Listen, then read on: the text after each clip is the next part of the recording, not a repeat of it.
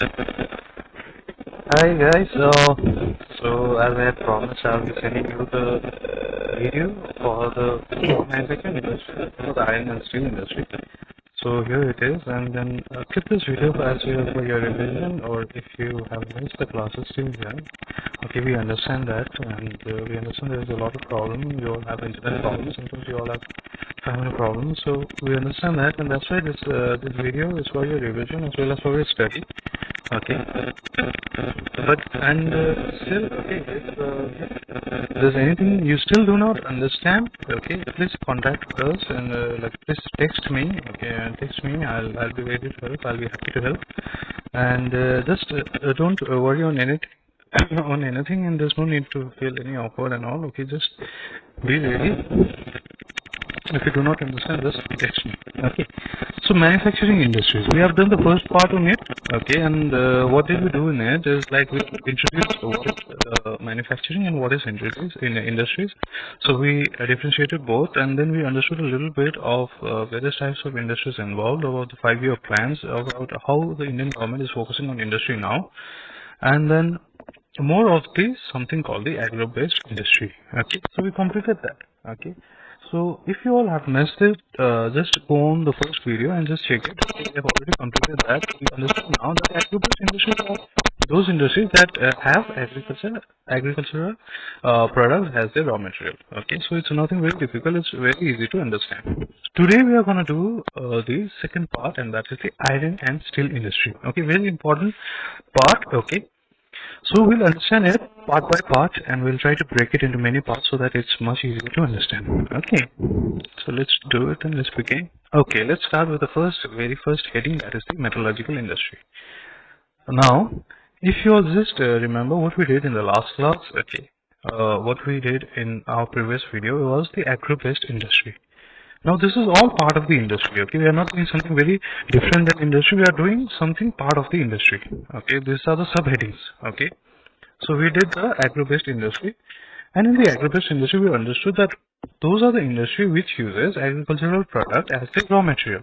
Okay, like for example, a farmer gives me cotton, and I have a t-shirt company. Okay, I have a company, Levi's or Jockey or anything. So I convert those cottons into something of much more reliable and much more useful product. I make t-shirts and jackets and pants out of it. Okay, so that was an agro-based industry. Now what is a metallurgical industry to understand? A metallurgical industry is an industry that uses raw materials, okay, that uses minerals as the raw materials, okay. Now minerals are of two types, metallic and non-metallic. So we usually use the metallic minerals as a raw material in the metallurgical industry. Okay, so it's not very difficult to understand. Let's do it again. What is a metallurgical industry? A metallurgical industry is an industry where the industry uses metallic minerals as the raw material to change it into something of much more reliable and useful product. Like, if the question comes like, okay, for an example, iron ore. Okay, as we are doing iron and steel industry, let's do with that. Iron ore is found in nature, it's found below the surface of the earth. Okay, we have to extract it, we have to mine it, and what we get iron ore. And from the iron ore, we get the iron and the steel. Okay, so iron ore is a raw material, it is a metallic mineral, it is found on the earth's surface. Okay, when we use it, we change it into iron and steel. Okay, and that's the end product we get. Now iron and steel is also used as raw material in other industry. Let's get to it further. Okay, not now. So metallurgical industry, as we all know now, is an industry that uses metallic minerals as their raw material. Okay, so these are called the metallurgical industries. So let's do it.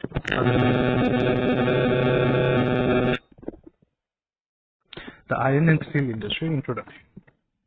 Now let's begin this. Okay, let's begin this with a little bit of a story. Okay, because that will be interesting. Let's understand a little bit of the story then. So, like I said in the last class, okay, in the last video, when people started to evolve, okay, I'm talking about the evolution of human being, okay, from ape to the modern human. When began to work on 2 feet, okay, bipolar locomotive. This is what they say. What they are saying. So when we started to move in 2 feet, okay, we started to migrate, okay, and where was the origin? The origin was Africa. then from Africa they started to migrate. They started to move to other places in search of food. Okay, now the reasons may be various. Maybe there was a lot of competition, maybe there was a lack of food. Okay, so they started to move around, and such are some people who came to the Indus region. Okay, so as we are Indian, if you understand Indian, right? So there were some of those groups who came to India, and then in India they just looked at the Indus River and they found it's a wonderful place to settle.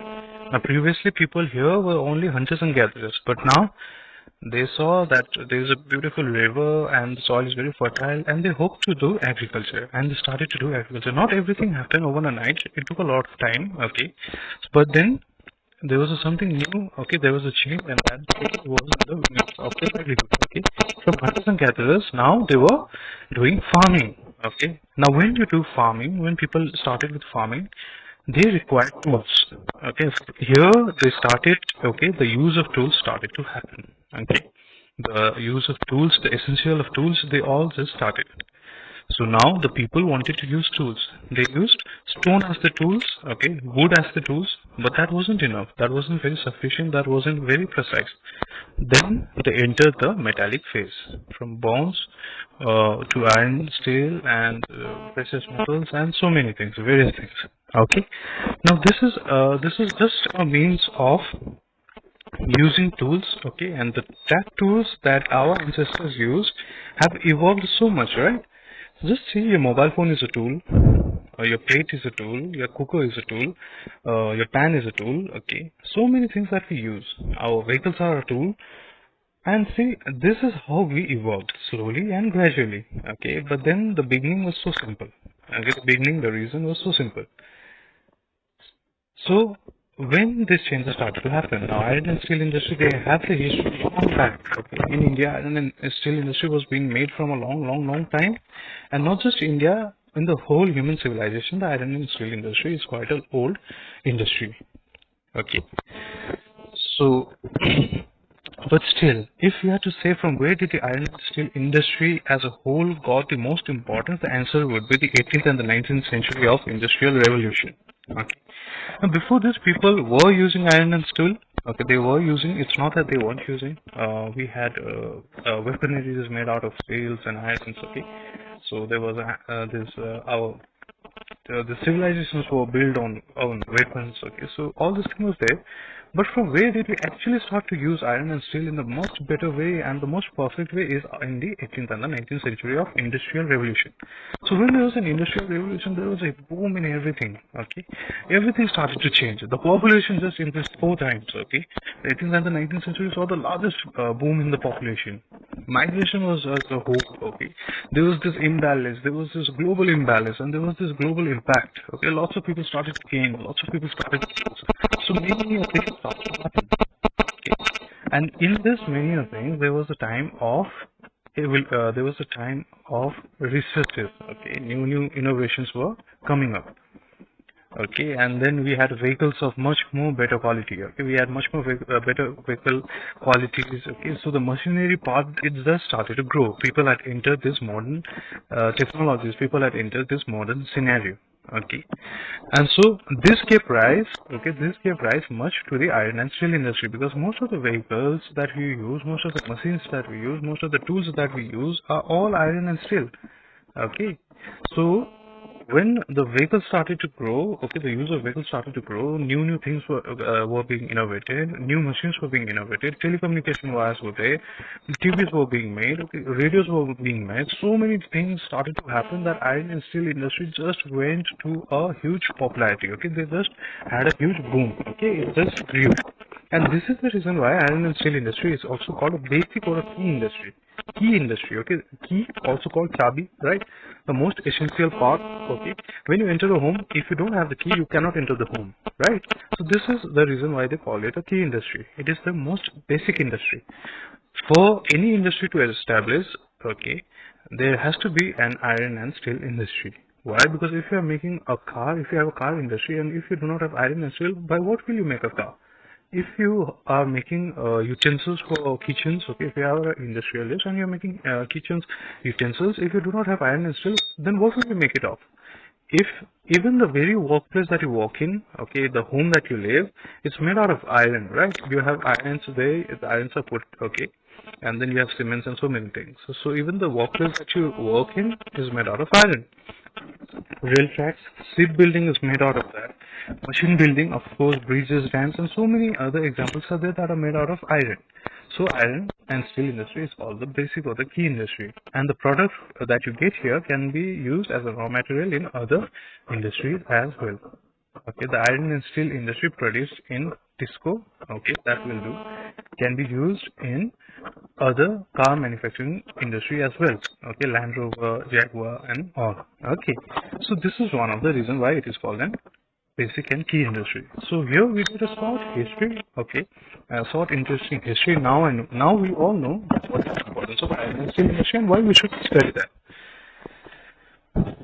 So let's do the very first thing then, minerals as a raw material. Now, as we talked about metallurgical industry uses minerals as a raw material, okay, metallic minerals mostly. So let's talk about what are the minerals that are needed for producing iron and steel. Okay, so like for example, for making a t-shirt you need cotton, right? So for making iron and steel, what are needed? What is the raw material? And I'm doing this specifically because minerals is not coming in your chapter. Okay, minerals is not there in the syllabus, so just focus on this. And the first mineral, the very important mineral, is the iron ore.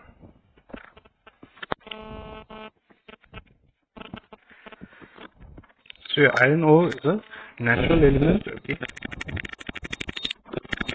iron ore is a metal of universal use. Okay, that's what they say. Okay, and iron ore is present in the nature. It is given to us by the nature. Okay, nature provides us with iron ore, and it is that's why a natural element. Okay, it's a natural resource. We have to mine it. We have to extract it. Okay, from below the surface of the earth. Okay, from the lower crust and upper mantle area. Okay, so we extract it from there, and we get iron ore, and from iron ore we get the iron and the steel. Okay, so iron ore is our basic raw material from where we get iron. Okay, and from iron we make steel. How we will do it later. But let's just understand iron ore. So iron is taken out from mines in the form of iron ore. Okay, so there are various types of iron ore. Okay, and this types depends on what we will discuss that. Okay, so iron ore is divided into around 4 parts, and they are divided on the terms of the metallic content. Okay, now iron ore is they can have metal, like I said. Okay, minerals can be divided into 2 parts, metallic and non-metallic. Okay, those minerals that have metallic content in it is called a metallic mineral, and those minerals that do not have metallic content are called non-metallic minerals. So iron ore is a metallic mineral. Okay, it is found in the nature. It is a mineral and it is metallic in nature. So the best quality of iron ore is the hematite.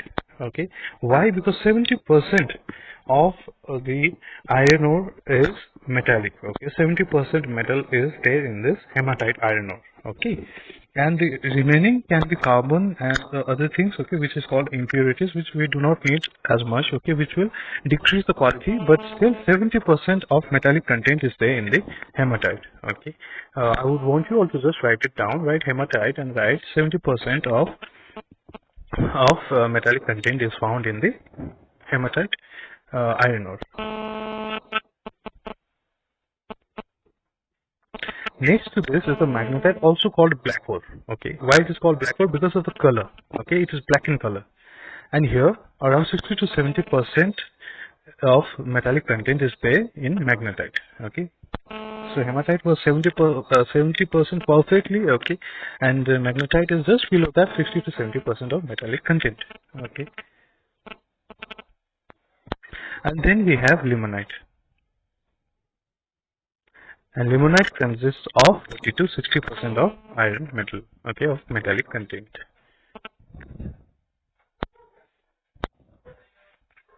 And then we have siderite, okay, also called iron carbonate.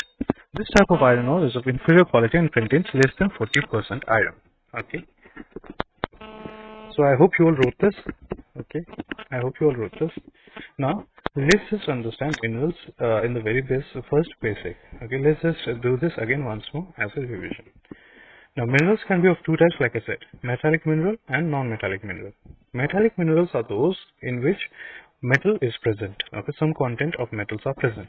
Non-metallic metal minerals are those in which metals are not present. Okay, the example of metallic minerals are iron ore, okay, chromium, and all this stuff. Okay, the example of non-metallic minerals are carbon, sulfur, and all this stuff. These are minerals. Both are minerals. We use it, we need it. Okay, but one is one has metallic content, one do not have metallic content. Now, we are not focusing on the non-metallic mineral, so just focus on the metallic mineral now. Okay. Now just focus on the metallic mineral, and now you'll understand that that metallic minerals is also divided into two parts. Okay, one is called ferrous and other is called non-ferrous. Okay, ferrous metals and non-ferrous metals. Now, what are the ferrous metals? These are those minerals, okay, those metallic minerals in which there is iron content. Now, most of the metallic minerals, they do have iron content. Okay, most of the metallic minerals, they do have iron content, but it depends on the quantity of it. Okay, if the metallic mineral do not have around 40% of iron, okay, it is said to be non-ferrous metals. Okay, so one is ferrous metallic mineral and other is non-ferrous metallic mineral, also called ferrous metal and non-ferrous metal. So iron ore is a ferrous metal. Why? Because the iron is contained here. Okay, there is a content of ferrous. Okay, Fe. Okay, so iron ore is a ferrous metal, of course, and that is why we get iron from here, right? So there is this content of ferrous here, and ferrous is if you have done it in chemistry, we call iron the Fe. Okay, we call iron ferrous. So if you all know this, okay, ferrous is also called to be iron. Okay, so when we have ferrous content in an iron ore, so of course that means we have iron content in that ore. Okay, and that is what we are going to extract it, of course, right? So in under the iron ore, we have four division of iron ore depending on its quality. Okay, and how do we know which is the best quality one? Whichever iron ore has the best and the highest number of iron content in it, ferrous content in it, metallic content in it. Ferrous is metal, so metallic content in it. That is our best. And whichever has the lowest number of metallic content, ferrous content, so that is our list. Okay, that is not very good. So which is the best one? Hematite is the best one because this iron ore has around 70% of iron content of metallic content. Okay, magnetite comes second because this iron ore has around 60 to 70% of iron content or metallic content. Then we have limonite that has around 40 to 16% or 40 to 60. Okay, 40 to 60% of iron content or metallic content. And then we have at the last, and that is the siderite. Okay, this is in here the iron content is quite less. Okay, it's quite less, around 40% only. Okay, less than 40% of iron content is there. Now, when I'm talking about 70% of iron, 40 to 60% of iron, okay, I'm expecting you all to write this. Okay, I'm expecting you all to write because this is much very easier to understand. Okay, and then if there's 70% iron in hematite, then what is 30%? So 30% is the impurities, can be sulfur, chromium, carbon, and these are the impurities that are not needed. Okay, these are the impurities that are making the iron ore, not iron. Okay, so here we understand if we want to change iron ore into iron, we have to first extract all the impurities. We have to clean off the impurities, and then what is only left? The iron is only left. Okay. So we'll do it later in the classes. So there's nothing to worry. Now let's talk about where the iron ore is found. Okay, where the iron ore is found. Now, if you all remember that we did in the class, the Chotanagpur Plateau is very famous for its minerals. Okay, now the plateaus are the region where we get the highest amount of minerals. Why? Because plateaus are the oldest landmass. Okay, plateaus are the oldest landmass. They had been there in Gondwana and Lorestad period. Himalayas was newly formed, and this has been always been there, and it has gone through a lot of temperature change, a lot of pressure change, a lot of things. Okay, a lot of time, and this has created a lot of minerals inside them. Okay, so plateaus are the reason where minerals are very high. And such plateau, one of the most important plateau where we get a lot of minerals, a lot of iron ore is the Chotanagpur Plateau. Now, which is the Chotanagpur Plateau? The Jharkhand, Chhattisgarh, western part of West Bengal, Odisha, this is the Chotanagpur Plateau. Okay, this region is very rich of iron ore, coal and minerals. Okay, so the highest iron ore producing state is Odisha. if you all can just check it in the map. We have Orissa here, okay. We have Chhattisgarh, Jharkhand, okay. So just see all this part, okay, which we refer to. Okay. Check it in this map, okay. If you all can just take a screenshot and then zoom it, you will understand. So now we know that most of the minerals, the iron ore mineral is found in the Chotanagpur Plateau. Okay, don't just forget, keep it in your head, okay? Because then we'll have something very important to discuss about. Then let's talk about the second most important mineral. The second most important mineral after the iron ore as to use as a raw material for iron and steel industry is the coal. And coal is used for making power. Okay. So it is the most important. So let's talk about coal. How coal is formed. Coal has originated from the organic matter wood. Okay.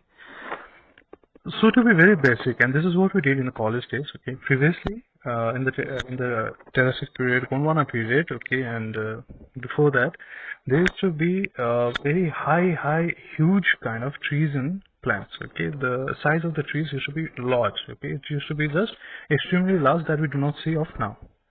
With time, the woods all got chopped off. Okay, they died. Okay, so they fell to the ground, and then there was layers of sediments being deposited above them. Okay, for millions of years, I'm talking about 250 million years ago. For millions of years, the sediments started to deposit, increasing the pressure of the dead fossil. Okay, the pressure started to increase. When that happened, temperature increases. When that happens, carbon increases. The carbon content started to increase. Okay, so coal is formed of organic matter and it has carbon content in it. Okay, that's why it has carbon content. Whichever all of the organic matter, they have carbon in it. Okay, we have carbon in us. Okay, so this is how coal is formed. With the increase in carbon content, it change to the wood change to after being a fossil, it changed to coal. And more increase in coal, more pressure, it will make it to diamonds. Okay, and it's the same thing with the petroleum also as well. Okay. So that's why they say, right, when you have a lot of pressure, you will become a diamond. Okay, so there's this idiom, right? So this is the reason. Okay, much of more pressure. Okay, it will increase the carbon content, and it will make you a diamond. It will make coal a diamond, not you. Okay, so it will make coal a diamond. So this is how coal is formed. It is a natural element. It is there. It is a natural resource. Okay, it is given to us by the nature. We do not make it. Okay. We just have to extract it. There are coal mines, okay, some below the surface, not very, we don't have to dig up very much, okay. If a place has a coal, then we can just dig up to around 3 kilometers and we'll get our coal mines, okay, we'll get coals from there. So it is there naturally and we just have to extract it, okay. Now, just like iron ore was divided into 4 parts on terms of its quality, coal is divided on 4 parts as well on terms of its quality. Okay, so which is the best coal and which is the least good coal? We'll understand that. So the best coal is the very first one, the anthracite. Anthracite coals are said to be the best coal, and how do you know if it's the best coal? Because 95% of this coal contains carbon. Okay, there is a 95% carbon in this coal. So you see now, in iron ore you are checking the metallic content, the iron content. In coal you are checking the carbon content. Okay, you want your coal to be very high of your carbon. Okay, so anthracite has around 95% of carbon. Remaining 5% can be oxide, water vapor is also there, water is also there, okay. So leaves those are called impurities, okay, you don't have to listen to them. So the 95% carbon in anthracite makes the anthracite coal the best coal in the world. Second to that is the bituminous coal. And bituminous coal is quite below that, okay. And here the carbon content, okay, it will vary from book to book, okay, but I would say for your general knowledge, it will be around 70 to 80% of carbon content. Okay, so this much is good. Okay, it's not very best, but it's good, right? And after bituminous coal, we have lignite, which has around carbon content of 55%. Okay, so the 40 to 55% still, okay, it's just to do our job. Okay, it will just do our work. It's not the best, it's not the least. Okay, so 40 to 55% of carbon content is present here. And then we have peat, which has below 40% of carbon content. Okay, and this is the least coal that is preferred, okay, because this is not very good to burn or give heat, okay, and it has lots of impurities.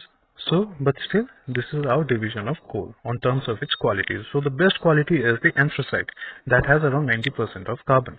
Second to that comes bituminous that has around 70 to 80% of carbon. Then we have lignite that has around 40 to 55% of carbon. 40 to 60% is still good. Okay, that amount of carbon is there in lignite. And then we have peat that has below 40% of carbon, which is not good. Okay. So this is our quality of coal. This is how the coals are divided. So before coming to the map, let's talk about the time period of the coal. Okay, that I haven't mentioned in this PowerPoint presentation PPT, but then there is a time period of the coal. Okay, which coal? Coals in India are divided into two types on terms of the on terms of time. Okay, on terms of time. Now this division is on terms of its quality. On terms of time, coals in India are divided into two parts, Gondwana and Tertiary. And when I say times, this is the times of the formation. Gondwana period is around 250 million years ago. Okay, and Tertiary coal is around 15 to 60 million years ago. So of course, which coal will be the better? The Gondwana coal will be the best one because they have gone through so much of pressure, so much of long time, so much of high temperature, and that so much of increase of carbon in it. So Gondwana coal is in India. Okay, tertiary coal is also in India. Gondwana coal is formed around 250 million years ago.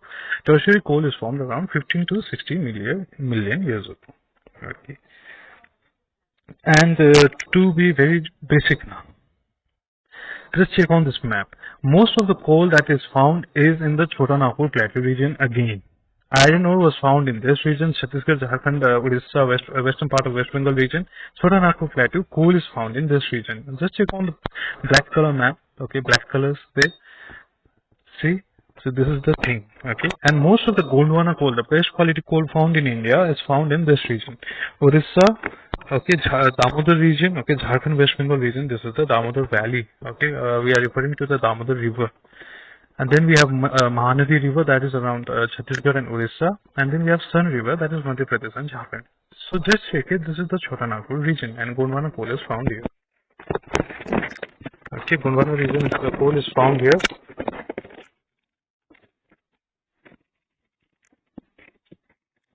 Gondwana coal is found here. And then we have tertiary coal.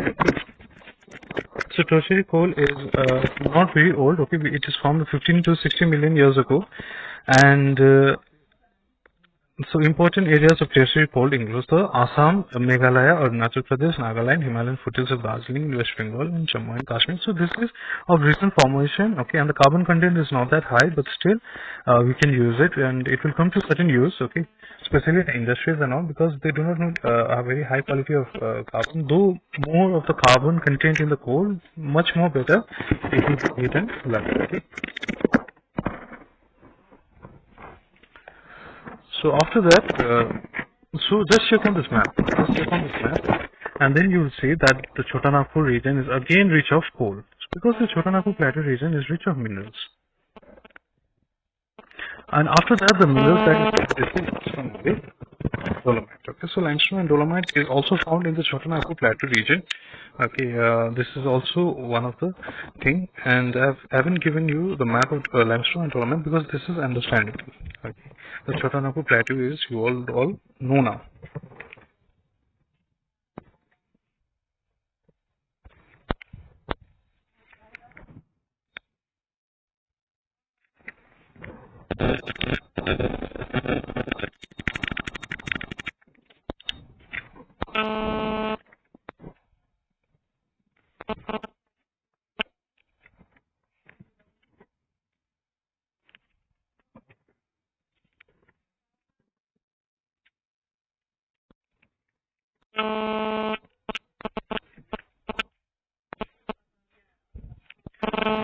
So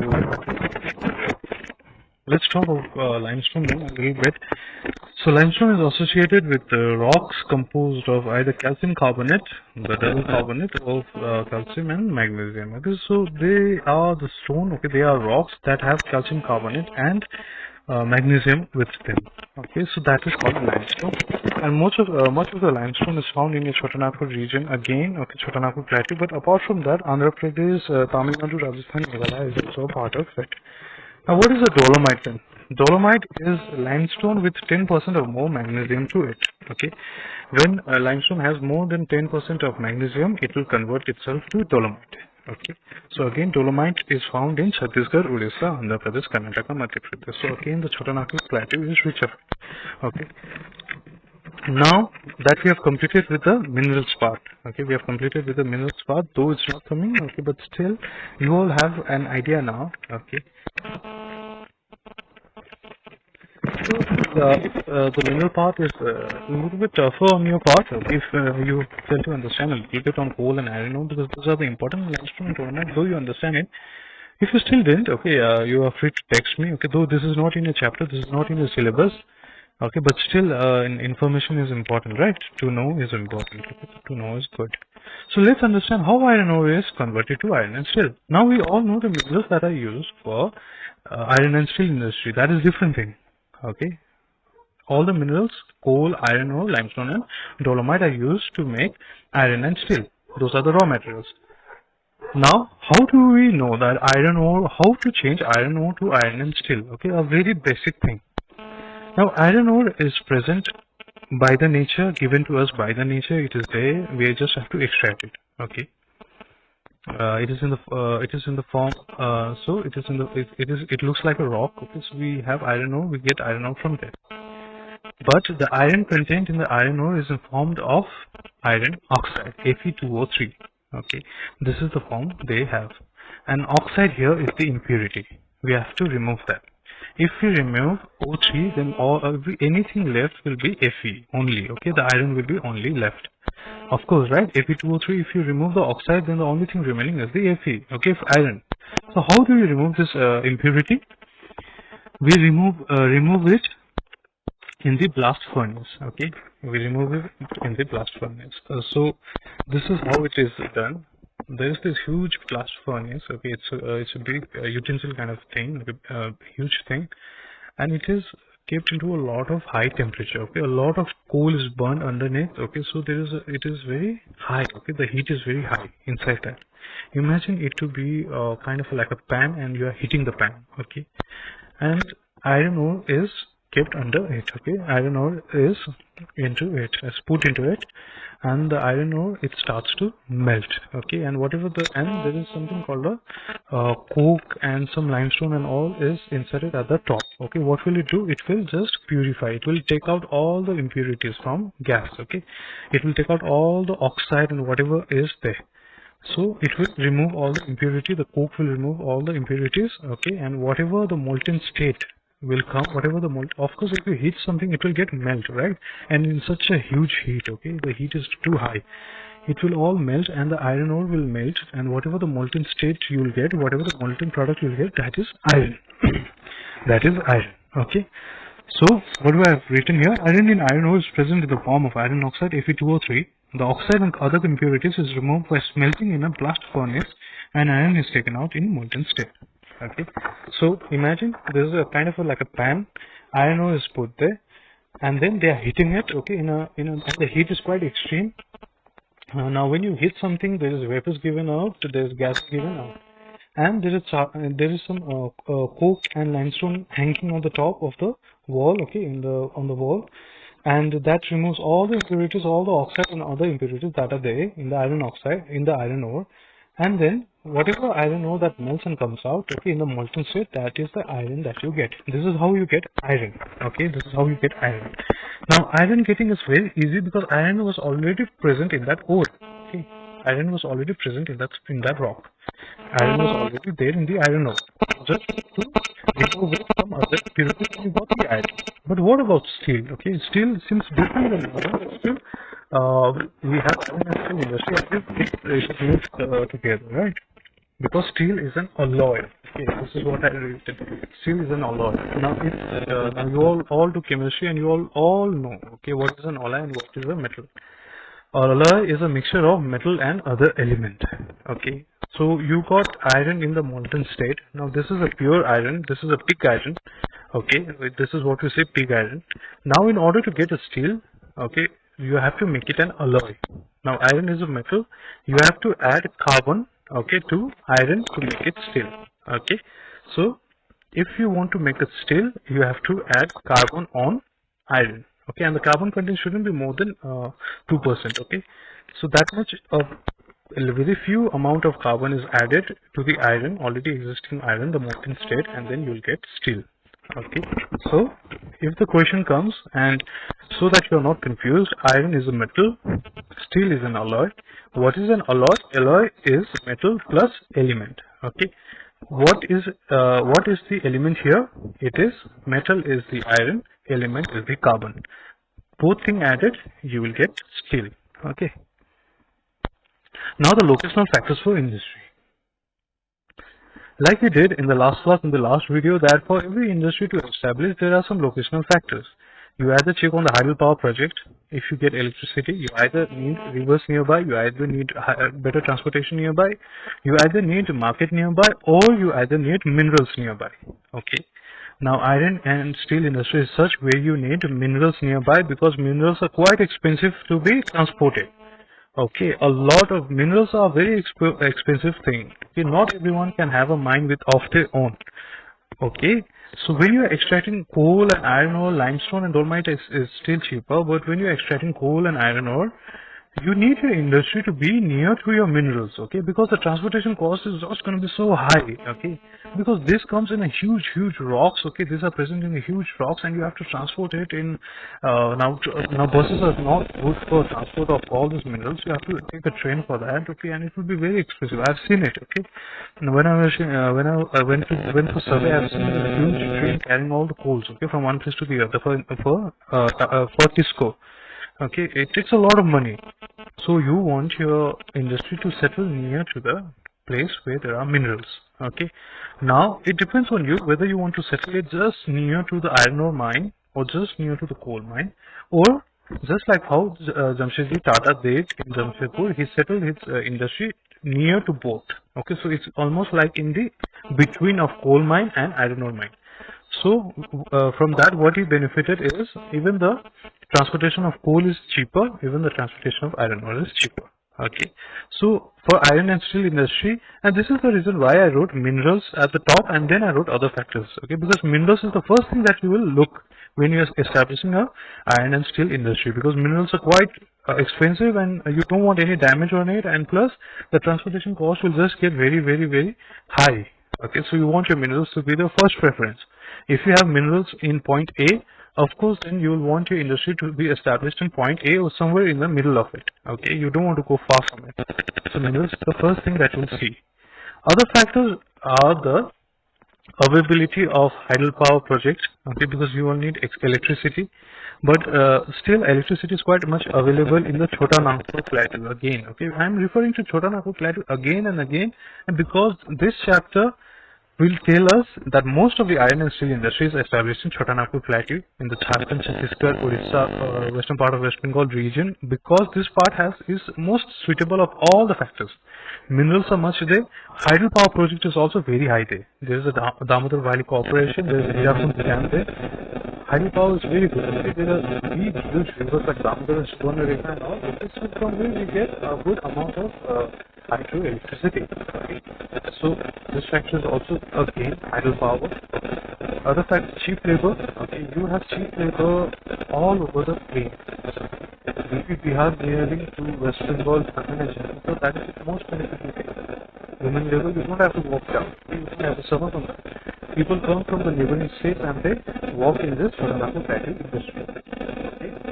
Other than that, there is a marketplace. Okay, the Kolkata port is most important. Kolkata port is so near to this Chota Nagpur Plateau that whatever they create, they can just take it to the port and they can sell it, right? Because iron and steel industry is not an industry where the end product you can just store it in the vehicle and just export it to the market. It's not that. Okay, it's comes in huge tons. Okay, so huge value, and it's a very high value. So you need what? You need cruises.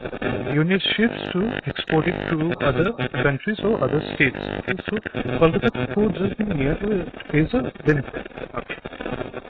So So these are some of the locational factors, and if both these factors, okay, if all of these factors are meet, then the investor will get industry and it is okay for the industry to set up. Okay. Now this locational factors I'm not going in very deep because we have already done it in our first video, and as a basic for every other industry we have done it. So this is just a revision for that. Okay, so this is a diagram of the iron and steel industry all over India. So if you can just see, the Chotanagpur category has a lot of iron and steel industry. So now we are coming to the chapter, the iron and steel industry. Okay, and the very first thing that we have is the Tata Iron and Steel Company, and that is the TISCO. Opened in 1907 in the British India by Jamshedji Tata, a very beautiful entrepreneur in India who showed Indians that we can be powerful as well. Okay, who stood before Europeans, and who was not scared of them.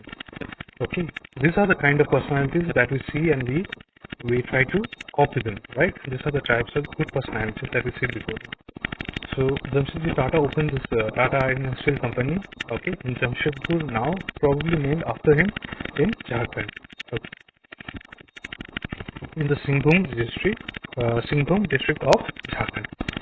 So, so what are the things that we have to study here? It was opened in 1907. These all are the facts. Okay, but the things that we have to study here are not about the facts and not about the dates much, but about from where do they get the iron ore from, okay, from where do they get the coal from, and what about the location and the cheap labor. This is only all what we have to focus now. And the data, how much it produces, this and that, how much of pig iron it produces, how much of steel it produces, that is something of your part, okay, that I'm not doing now.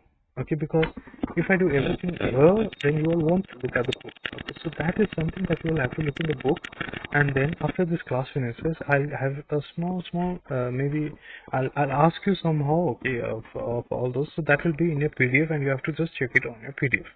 Okay, so I'm not going to do the data here because even if I say it will be of no use. Okay, it's not something to explain. So what I'll do something that can be explained and that you all do not have to look in the book again. Okay, but remember, this is not very complete. The only thing remaining here is the data. Okay, how much of pig iron TISCO produces, how much of steel TISCO produces, that is what you have to look in the book. Okay. So if you are making a note of this video, okay, like most of you all do and you all have said me.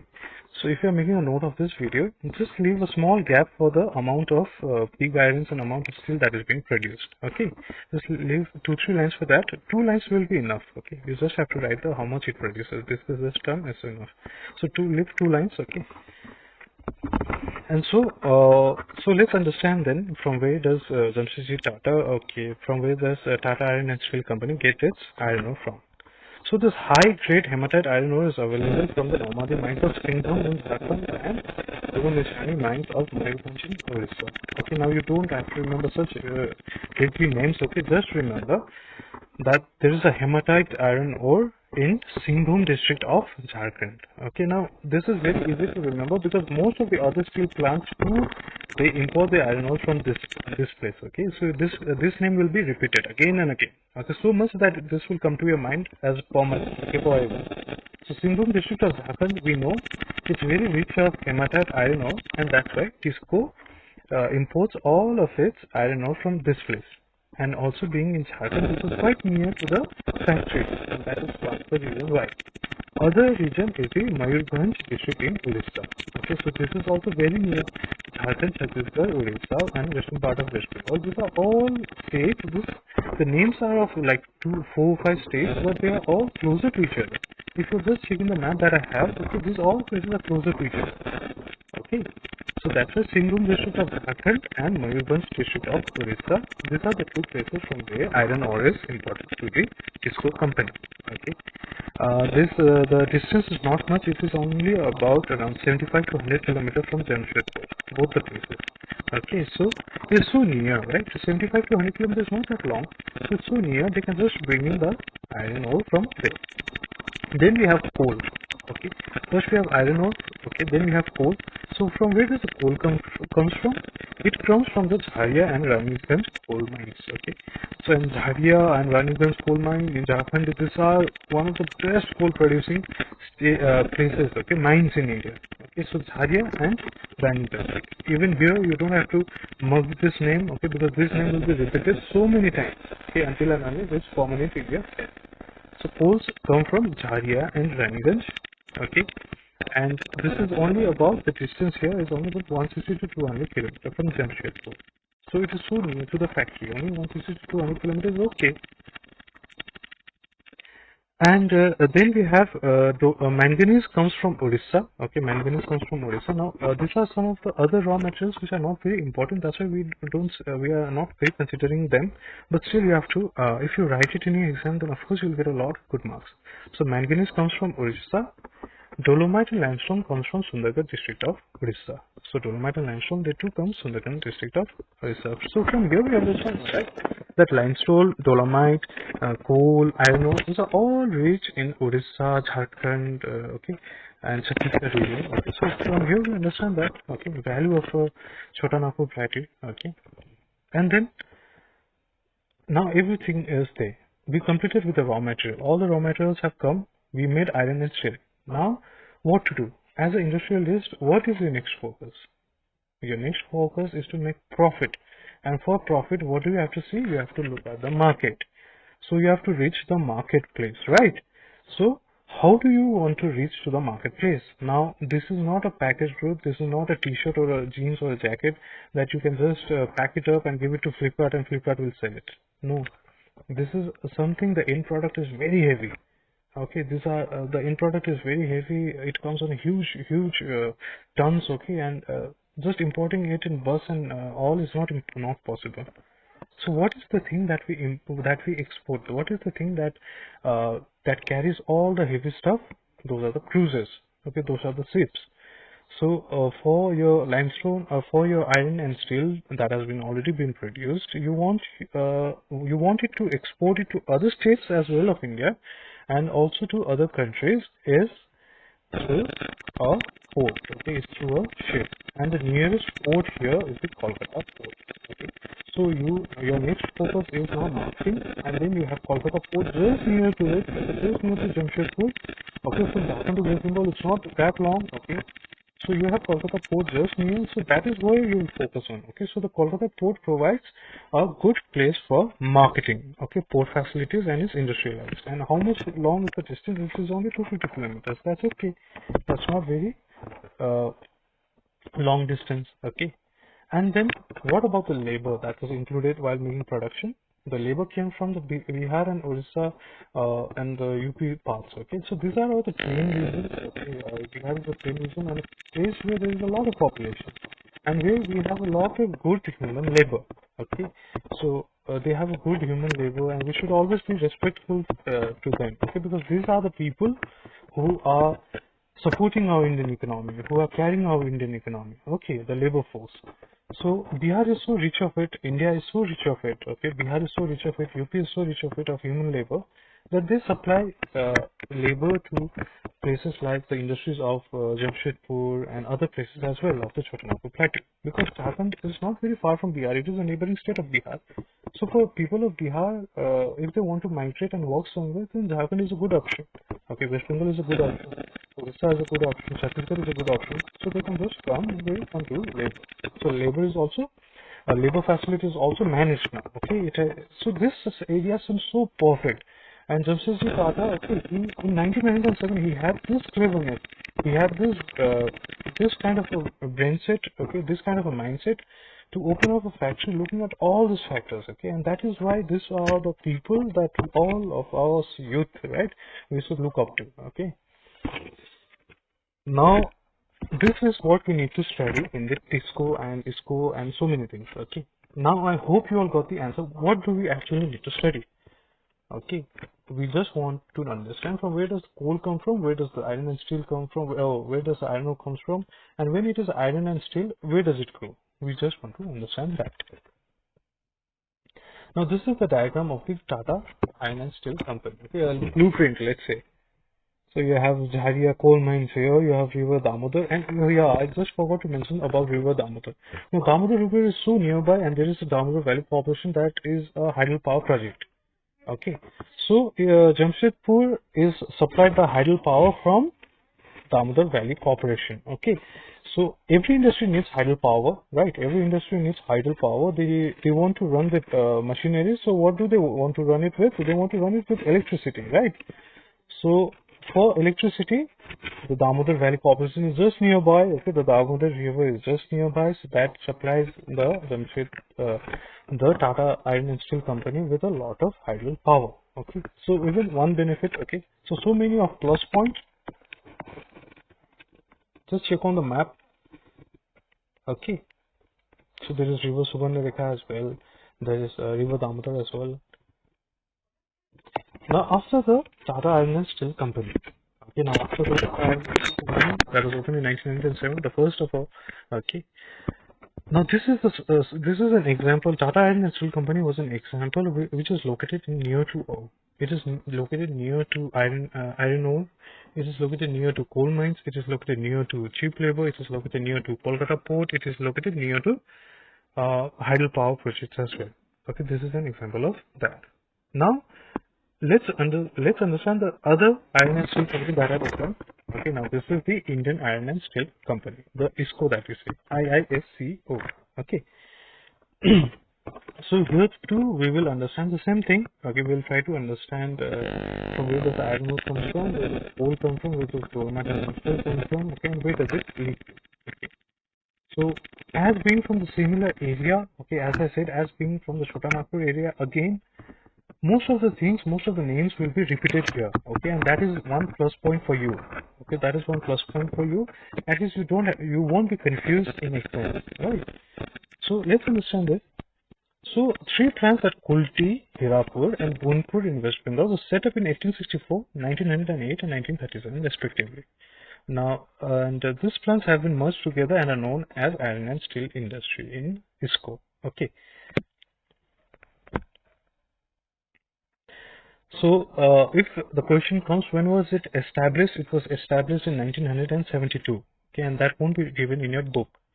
Now, if there is something called options are given, and if the option doesn't have 1972 but rather has 1919 or 1908, you have to mention that. Okay, you have to tick on if the answer is 1919, then that. If it's not even 1919, it's 1908, then that.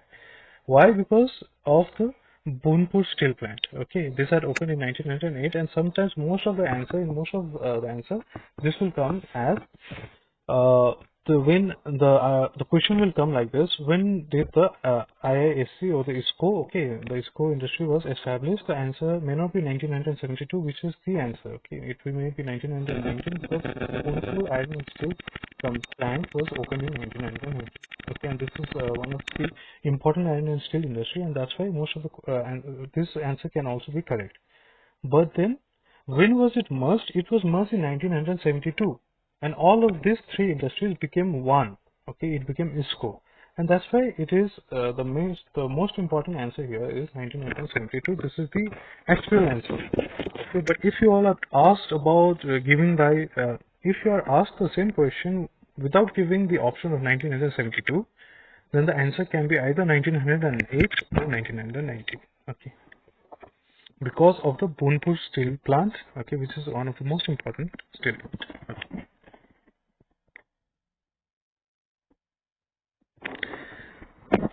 So, okay, then without confusing you, let's do it. Let's start it again.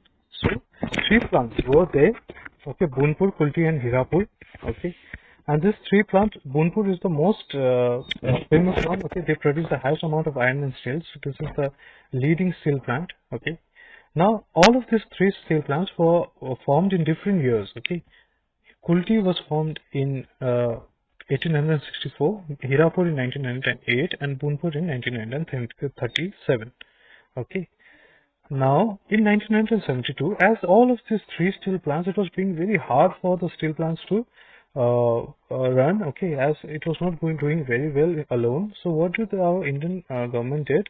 They merged all of these three steel industries. They merged all of the industries, and then they formed the ISCO, Indian Iron and Steel Company. Okay, and they formed ISCO, and in 1972 all of the three companies were merged and they formed ISCO. Okay, now this is the history. Okay, the history is not very good, okay, but still this is the history and now you all understand.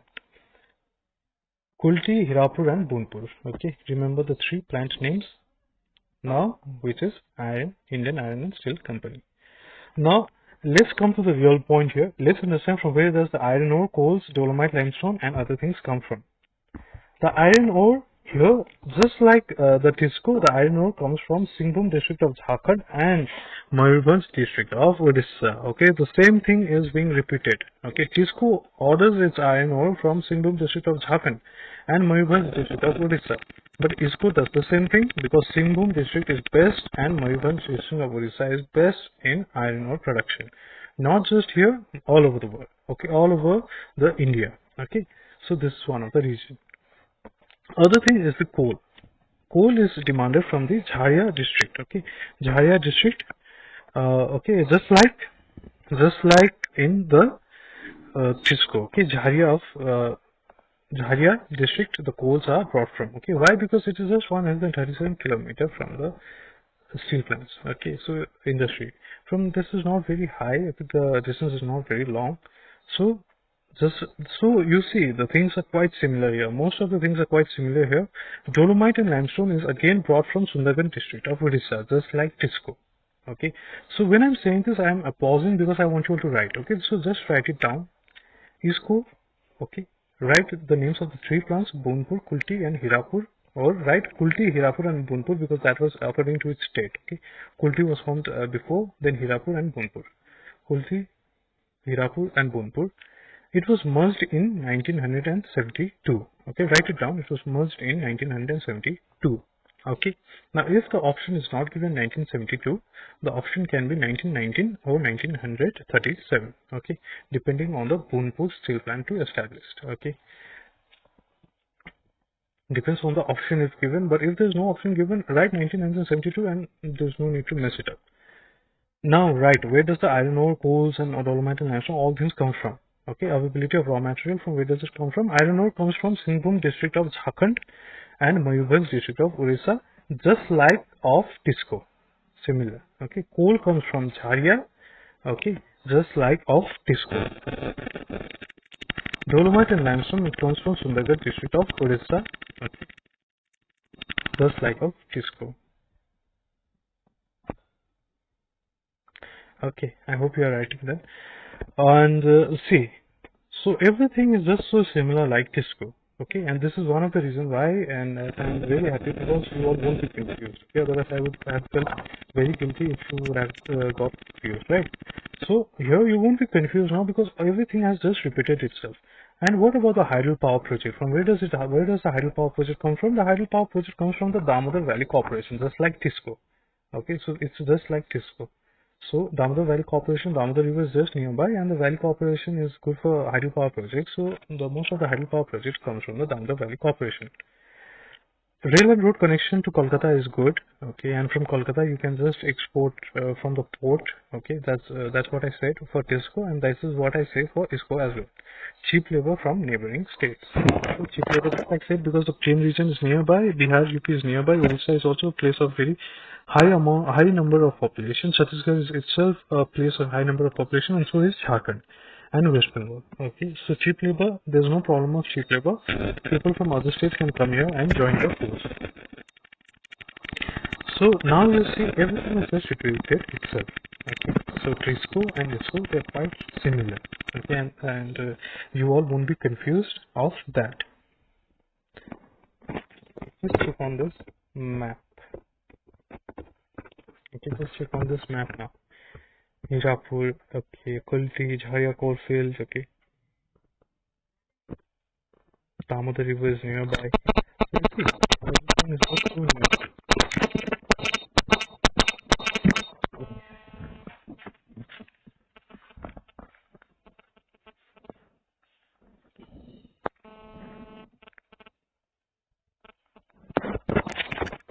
Now, after the ISCO and the ISCO, the other important steel plant, okay, other important iron and steel company is the Hindustan Steel Limited. Okay, Now, the Hindustan Steel Limited is in public sector. Okay. Currently, 3 plants under the public sector, that is Bhilai, Rourkela and Durgapur, came into operation during the second 5-year plan. Okay, so if you all understand that we have done, in the first 5-year plan, our government focused on agriculture. In our second 5-year plan, we started to focus on industries. So in the second 5-year plan, what did they do? They merged the 3 steel plants, small steel plants that was already there, Bhilai, Rourkela and Durgapur, because they were not doing good alone, so they were all merged, okay, so that collective effort could be much efficient, okay, because it is easier to handle those, okay, all 3, okay, together. So capacity of each plant was fixed to 10 lakh tons of steel, which was expanded during the third 5-year plan, and also a proposal of setting up a steel plant at Bokaro was also made. So in second 5-year plan, there was the 3 steel plants was there. Okay, the Bhilai, Rourkela, and the Durgapur steel plants, which was already there, they were merged in the second 5-year plan. Okay, and the quantity, okay, and how much they should produce? They said it should produce around 10 lakh tons of steel. Okay. And then what happened in the third 5-year plan is one more of a steel plant was included, and that is the Bokaro, okay, which I haven't mentioned here, but Bokaro also comes in under this, okay, but because Bokaro I wanted to give a different heading, okay. So but Hindustan Steel Limited now merges of Bhilai, Rourkela, Durgapur and Bokaro. Okay, so don't get yourself confused. So let's start with the very first, then Bhilai. Iron and steel industry setup was in Durg district of Chhattisgarh. So now we have entered the Chhattisgarh area. Okay, in 1957 with the technical and financial support of the then USSR. Okay, now this was the state when in 1957 when India was not economically strong. Okay, so there are lots of projects, lots of multi-purpose projects, okay, like the steel plants, and then Damodar Valley Corporation itself, okay, where USSR, Britain, France, German, USA, they have helped us, they have funded us, okay, and they have helped us build it. So Bhilai steel plant was an example of such, okay. USSR funded us back then. Now USSR is not there, okay. This is the United States Soviet of Russia, okay. Now it is just Russia, okay. Previously in 1957 and all, the USSR was quite big, Russia was quite big, and there was USSR, lots of other countries as well. Okay, but now it is divided into lots of other countries, okay, and Russia is only remaining, so there's no USSR. But back then, in 1957, it was USSR, and they funded us for the Bhilai iron and steel industry. So now let's talk about, like we all talk about, from where does iron ore comes from, coals come from, dolomite and limestone comes from. Okay, so under the topic Hindustan Steel Limited, under write it down Bhilai and just give a dash, okay, and write this down. It procures rich hematite iron ore from the Rajhara range, which is 80 kilometers south of Bhilai. So just near to, just below the Bhilai, okay, in Chhattisgarh, okay. So there is Rajhara iron ore mines, from where iron ore is brought to Bhilai.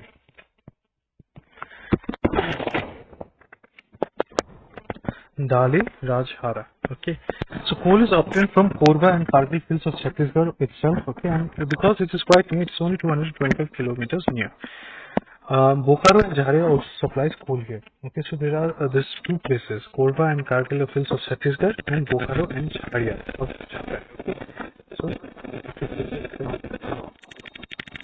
and limestone comes from Nandini mines. Okay, hardly 24 kilometers away.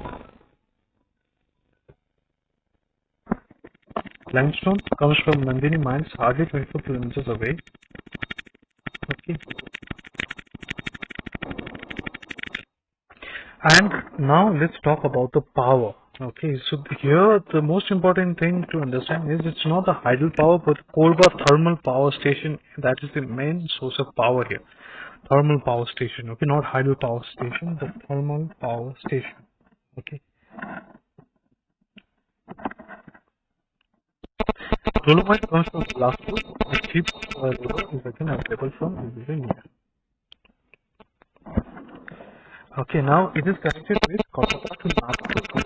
Okay, now Nagpur and Kolkata, if it's connected in such a way, then of course it will make with a lots of huge cities. Okay, and this is a better means for the for catching market. Okay, so it is connected with Kolkata to Nagpur main railway line.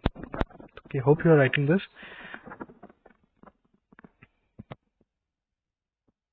Now the other thing to note here, after the Bhilai we come to the Rourkela.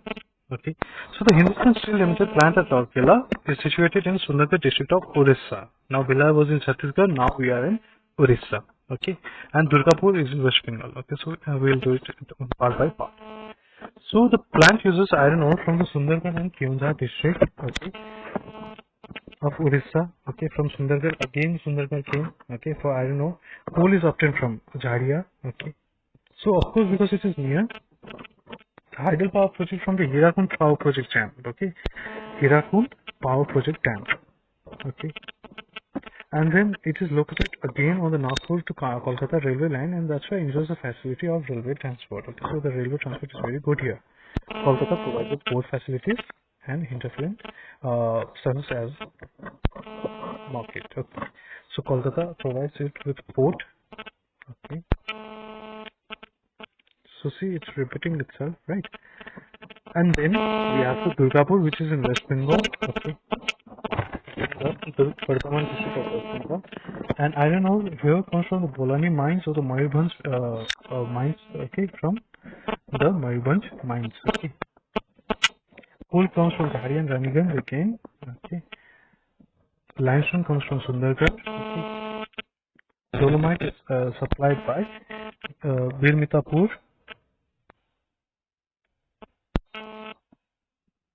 Hydel power from the Damodar Valley Corporation. Kolkata serves Kolkata to Asansol railway line is here, so that's why it supplies a good railway transport. Okay, things can be transported in railway. It's because the railway connection is really good, and then river is from the neighboring state. Okay, so here now basic thing is you all understood what we need to study. Okay, so this all you all can just write it down. You all can just jot it down. May not be in your book, may not be in any PDF. Okay. But then you all, if you can revise it after writing it, that would be much more easier to understand. Okay, so I'm just giving you point wise because I just don't want to spoil it with the stanzas. Now see, this is the diagram of the Bhilai, Rourkela and Durgapur. Okay, now you all can see it is so much well connected to the railway lines. It is connected to the coal fields. Okay, connected to the Kolkata port. If Kolkata port is not so near, you all know now. Okay, because it's very hard to show everything on a map, but still you get a picture here. This is a blueprint. Okay, check on each map perfectly. Okay, check on each map perfectly. That's how we won't forget. Okay, check on each map perfectly. Okay, very precisely. Now let's talk about the Bokaro. Okay, now Bokaro is under Hindustan Steel Limited. Okay, this is not not a different chapter, but this was included in third 5-year plan, not second year 5-year plan. Okay, this is the only difference, and that's why I wanted to make it different because you all would confuse it, I felt. Okay, so a new public sector company, the Bokaro Steel Limited, was formed in 1964 to erect a small plant with the then Soviet collaboration. So again, a Soviet collaboration. Okay, now I'm so sorry about the Bhilai was collaborated with USSR, Rourkela was collaborated with the Germans, and Durgapur was collaborated with UK. Okay, now they were all collaborated. Now Bhilai, write it in a bracket USSR, Rourkela, just write it in a bracket Germany, and Durgapur, write it United Kingdom. And now what about Bokaro? Bokaro again with USSR, Soviet collaboration, and they raised a steel plant. Okay. Confluence of the Bokaro and Damodar rivers in Hazaribagh district of Jharkhand. In where? Bokaro in Jharkhand. Okay, Bokaro itself is very rich of coal. Jharia and Bokaro. Okay, it's very famous. So where does the iron ore comes from? It comes from the Kirburu mine. Okay, forget this mine. Keonjhar district of Keonjhar district has again repeated itself. Very rich of iron ore. Coal comes from Jharia and Bokaro coal fields. So Bokaro itself is very rich of coal mines. Okay, so that's where coal comes from, Bokaro coal fields and Jharia. Okay, of Jharkhand. So limestone comes from Palmanu district of Jharkhand. Okay, hydroelectricity from DVC, Damodar Valley Corporation, Kolkata is just 300 kilometers from here and provides the port facility. Okay, so you see now it's not so tough. Okay, it's not so very hard. It's very easy. So we ended up with the most important iron and steel industries. Okay, most important of them. So what did we understand here? We understood about the iron and steel, how iron ore is converted to iron and steel. Okay, we know now that iron ore is naturally present. It is a mineral. It is in the form of a stone. It is in the form of a rock. Okay, we extract it. We take it to an industry. We burn it in a blast furnace, and then we get iron in a molten state. Now we have iron. We can do anything with the iron. But if we want steel, we want to add a little bit, 2% of carbon in it, and it will become steel. Okay, now we can use this iron and steel, and now we just want to distribute it. Okay, so we can distribute it through ports. Okay, and Kolkata ports by now that we saw in the Chotanagpur region is the best port. Okay, it is nearby.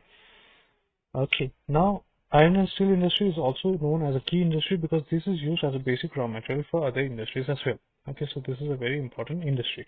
Okay, so you can use iron and steel in cars, utensils, vehicles, aircraft, shipbuilding, wires, this and that. Okay, tools. Okay, now this is what we have covered till now. Now let's just understand what are the problems of Indian iron ore and steel company. Okay, what are the problems? Because our Indian iron and steel industry, they go through a lot of problems. The capital is the first thing. In iron and steel industry requires huge capital investment, which a developing country like India cannot afford. Many of the public sector integrated steel plants have been established with the help of foreign aid, which we all have know now. You all know now, okay, right? You have done the Bhilai, Bokaro, Rourkela, Durgapur, and you all know the Germans, USSR, UK were helping us because this is a capital intensive industry. Okay, iron and steel industry is not so easy to just open up. This is a capital intensive industry because mining is itself is such a huge headache. Okay, and then extraction of all the resources, using it, changing it, cheap labor, idle powers, transportation, ports. It's a very expensive industry. And then other is the lack of technology. Now, though we are into this modern society, though we are improving, but still our machineries are still quite old. Okay, it is not producing as much as it should produce in today's state. Now there are some machinery that produces around like thousands of tons, okay, per day. In India, we do not have such kind of machines because such kind of machine is very expensive, and maybe we do not have the capital for it. Okay, maybe we do not have the intention for it. Maybe the government isn't helping. So some way or the other, we lack the technology, and we also lack the technology of a skilled labor. Now in India, we have a cheap labor, but there is a difference between cheap labor and a skilled labor. Okay. Low productivity. The productivity, as I said, because of the machinery is old, how can the production be any good? The per capita labor productivity in India is 9200 tons, which is one of the lowest in the world. Now, Japan and Korea, they have around 600 to 700 tons, okay, per labor, okay, per man per year. India, we have 100 tons per man per year. 100 tons is also not bad, it's very good. But in comparison to the global scale, like Japan and Korea, they produce 600 tons. One man produces 600 tons per year. Okay, tons of iron and steel. In India, only 100 tons. Okay. Now, this is a very difficult job. Okay, I do not speak I do not speak against the labors. Okay, this is a very difficult job. It's not easy. Okay, and there are various reasons for it because our machinery is not good. Our labors, how can they produce it alone, right? So these are some other things. Our productivity is just less. Okay, when you compare it to the global scale, our productivity is less. We have to accept that. Inefficiency of public sector units. Now, what happened is most of these steel plants were given into the public sectors, but the public sector is not doing good in anything. Okay, in anything because it's suffering. Now, our public sector is the management is suffering. Okay, utilization way is suffering. Labor relations are also suffering. There are so many labor unions. There are so many strikes, and most of the these are the places which are highly affected of the Naxals. Okay, why? Because the public relation with the labor force was not at all good. Okay, now the laborers are just dying without the wages, and how can we expect them to work any better? Right? If you want the laborers to work, you have to support them. You have to help them grow. Okay, you have to hold their hand. So many of the political things and many of the bad relation with the public sector, with the labors have just decreased. Okay, have just decreased the efficiency in the iron and steel industry. Low potential utilization is our next one. The potential utilization in iron and steel is very low. Rarely the potential utilization exceeds 80%. For example, Durgapur steel plants utilizes only 50% of its potential. This is caused by several factors like strikes, lockouts, etc. Now, a low potential utilization. Now, what is a potential utilization is?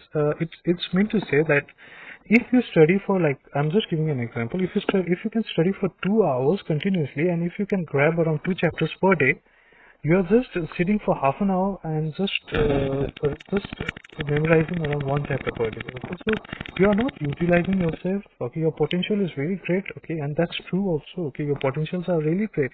Every one of you are so intelligent. Okay, so your potential is so good. Okay, and you have a lot of potential. You have a lot of capability. Okay, but then you are not utilizing it. Okay, this is what is happening in the low potential in this iron and steel company of ours.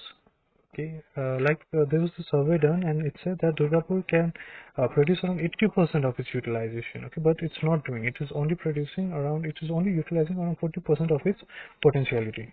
Okay, now it has the capability of using 80%, but no. Okay, but due to something or the other, it is only producing 50%. And what is the something or the other? What is the reason? Lockouts, strikes, this, that, political fights and this and that. Okay, like I said, and this places, okay, the Chotanagpur Plateau, this places Jharkhand, Chhattisgarh region, this is already West Bengal region as well. This is already affected by the Naxals. Okay, this now the situation is quite good, but previously this places was heavily influenced by the Naxals. Okay, and I had also visited that places. I had done survey in this western part of West Bengal. Okay, and I've heard about the history, and the history is devastating. Okay, the history is very dangerous. So many things. Okay, the labor unions, they are not getting their wages in time. The manager also, okay, they have problem because the government is not responding to them. What should they do? Okay, and the government itself is in a problem because it's not making profit. So it became a change of disadvantages. Okay, and that's just swept in everything. Swept up everything. And other thing is the heavy demand. Even at low per capita consumption rate, demand for iron and steel is increasing with present state. Now, why is this? You want to do, India is a developing country. Now, there is a reason why we say developing, because everything around you is just building and growing. Okay, just take a walk someday, just go for a walk and then you'll understand that Siliguri even is always under construction. Okay, something or the other is being made. Home is being made. That's so normal. Malls are being made. Hospitals are being made. This construction, that construction. Every day there is a construction. For that you need iron and steel. For India to develop, it has to grow, and to grow you need iron and steel. This is a key industry. You need cement and iron. Let's not go today. You need iron and steel for every other development. You want to build a car, you need that. Now, see, the demand for the cars are just increasing. Cars used to be something that was a necessity. Okay, it used to be something that if a person really has the necessity, he should buy it. Okay, it used to be such thing. But now car is a mode of fashion. Everyone has it. I don't even know. Like some people just have it. Okay, they don't even use it. They just have it. They just keep it. Bikes. Okay, they just have it. Okay, bikes now offer shows. Okay, it's just of style. So all of the demands are increasing, and iron and steel production is so damn increasing. Okay, though in country like India, the low per capita is still less. Okay, like in foreign countries they have much more, but still the demand is increasing. There's 1.2 billion of people asking for iron. That's quite huge, right? So the demand is increasing, and our supply is not that good. Okay, our supply is not being efficient. We are just making it anyhow. Okay, we are just exploiting iron ore. We are just extracting. We are making iron and steel. We are just supplying them, and we are doing it continuously. So this is also one problem. Shortage of metallurgical coal. Although India has huge deposits of high-grade iron ore, coal reserves, especially high-grade coal for smelting iron, are limited. Now, for iron ore to change to iron, you need to burn it. Okay, you need to burn it in a coal. Okay, so that requires a cooking coal. Okay, and you need coke, is what I said, to remove the impurities. Now, India doesn't have that amount of high-grade coals to be used as a coke. Okay, coke is something to be used to remove impurity, to be used as a coke. Okay, they do not have such any amount of coke left. Okay, so this metallurgical coal, okay, that is used as a coke while iron ore smelting, while taking out the iron. Okay, this will be okay. Let's not just confuse you all. Now, as I said, from iron ore to iron, you all need to burn it in a blast furnace. Okay, and there is a coke and limestone that removes all the impurities. Okay, and when the impurities are removed, whatever left is only iron, and that is the iron that we use, right? So, what removes the impurities? Coke and limestone. What is a coke? It is a form of a coal, high-grade coal. Okay, this coal is very less in India. This coal is very less in India. This is what is called metallurgical coal. This is very less in India, and we are exploiting it. Okay, we are doing it again and again for quite a long time now. But somehow, someday or the other, this will end, and we'll have to import it from foreign countries, which will be very expensive. Okay. After that, we have inferior quality of products. Lacks of modern technological and capital inputs and weak infrastructural facility leads to a process of steel making which is more time consuming, expensive, and yields inferior quality of goods. Now, we do not have a good technological machineries. We do not have very skilled laborers. We do not have much more capital. So what will happen? Our steel production is just increasing, okay, just increasing in terms of its number, but the quality is not of that good. The quality is very low, okay, because our producing, making is only very low, okay. So this is one of the reasons we have the inferior quality of products. Now, let's just talk about pollution and in this chapter, okay, pollution. Now, in iron and steel industry gives up a lot of air pollution as well as water pollution. If you just can look at the map that I've given you, the Bhilai, Rourkela, Durgapur, all are established in near to the rivers, okay, and because it's easier to dump there as well, okay. So now dumping is part of it, okay. Now what can be done, right? If you want to develop, there are some disadvantages, okay. There are some disadvantages to everything. But then at least there should have been a proper sewage system. Okay, there should have been a proper sewage system, a proper unit that can just clarify, that can just clear the pollutants. Okay, which is not being done in India. Okay, because now they do not have much investment to buy machinery. So what will they do about the pollution? And just few weeks back, in international terms, Donald Trump just criticized India for not checking the air pollutants. Okay, and with this, he meant of the industries. Now it feels bad, but that's the truth. We are not doing it. Okay, and so are they. So are they. Even they aren't. But still, it's something to notify us. Okay, it's something to remember as a human being. Okay, and to check our pollutions level. Okay, and to check on the sewage pollution, to check on the water pollution, to check on the air pollution. Okay, now when there's a development, there are some disadvantages, but at least we should be keen enough to listen it up as much as we can. Okay, now this chapter for you, the iron and steel industry, is over. Okay, now take a look, take a revision, take a study from here. Do how it pleases you, but then if you all still do not understand any part, any point, if you want to understand something of the iron ore to iron conversion, this and that, whatever it is, feel free to ask. Okay, feel free to ask and just text me. Okay, and you all are very free to text me, and I'll respond. Okay, so just do your part and take care, and I'll come up with the next video in the next class. Okay, so we have more left from the metallurgical industry, so we'll do it in the next class. Okay, so okay.